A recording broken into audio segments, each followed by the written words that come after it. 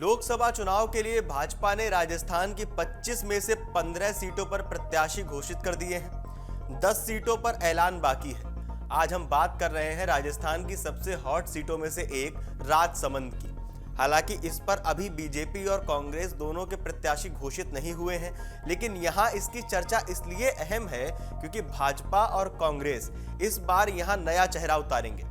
राजसमंद संसदीय सीट परिसीमन के बाद 2009 में अस्तित्व में आई।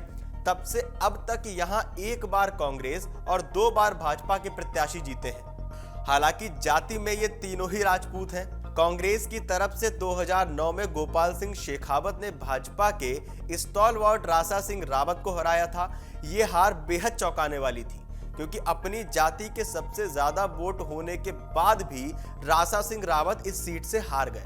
वहीं राजसमंद से सटी अजमेर लोकसभा सीट से वे लगातार 5 चुनाव जीत चुके थे। दरअसल राजसमंद ही नहीं, सेंट्रल राजस्थान में अजमेर डिवीजन, पाली डिवीजन और उदयपुर डिवीजन और 3 जिले जिनमें नागौर, ब्यावर और राजसमंद शामिल हैं। ये राजस्थान की सबसे बड़ी मूल ओबीसी आबादी वाली बेल्ट है। यहाँ की कुल आबादी का 70% लगभग मूल ओबीसी है। राजसमंद का ज्यादातर हिस्सा अजमेर लोकसभा में ही आता है। रासा सिंह क्यों हारे? रासा सिंह के चुनाव हारने की वजह उनका सियासी रूप से कमजोर होना नहीं, न ही जातीय समीकरण उनके खिलाफ थे। उनके हारने की वजह आखातीज के दिन वोटिंग होना था। दरअसल सेंट्रल राजस्थान में आखातीज सबसे बड़ा सावा होता है और खास तौर पर मूल ओबीसी वर्ग में शादी ब्याह के लिए हर साल का सबसे अहम दिन होता है। वोटिंग के दिन सावा होने की वजह से उनका वोटर बाहर ही नहीं गया। वहीं उनके साथ सियासी रूप से बेहद कमजोर कद वाले गोपाल सिंह शेखावत नागौर से राजसमंद आकर चुनाव जीत गए। इसके बाद शेखावत ने यहां कोई चुनाव नहीं जीता।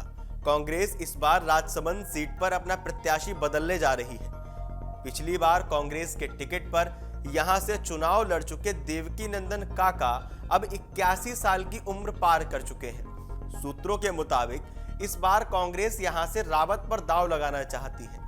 हालांकि कांग्रेस यदि रावत को यहां से प्रत्याशी बना देती है तो भाजपा के लिए मुकाबला बेहद चुनौती भरा होगा।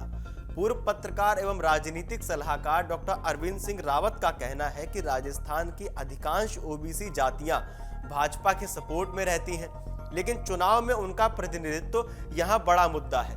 राजसमंद वो सीट है जहां ओबीसी सबसे बड़ी संख्या में है, लेकिन इसके बाद भी भाजपा ने यहां अब तक ओबीसी को टिकट नहीं दिया है।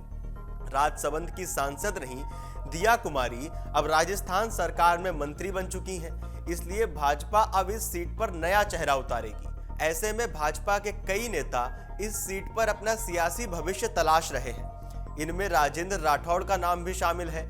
यहाँ लोकसभा वोटर 14,89,231 हैं। यहाँ मुख्य रूप से 3 जातियों का सियासी प्रभाव है।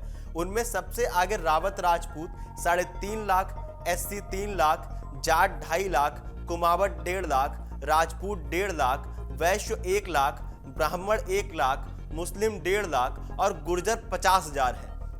राजसमंद में 8 विधानसभा सीटें आती हैं। इनमें ब्यावर, मेड़ता, डेगाना, जैतारण, भीम, कुंभलगढ़, राजसमंद, नाथद्वारा सीट शामिल है। 2023 के विधानसभा चुनाव में इनमें से सभी सीट बीजेपी ने जीती थी। अगर आप ये वीडियो YouTube पर देख रहे हैं तो हमारे चैनल को सब्सक्राइब करें और बेल आइकन को दबाना ना भूलें। अगर आप Facebook पर ये वीडियो देख रहे हैं तो हमारे पेज को लाइक करें।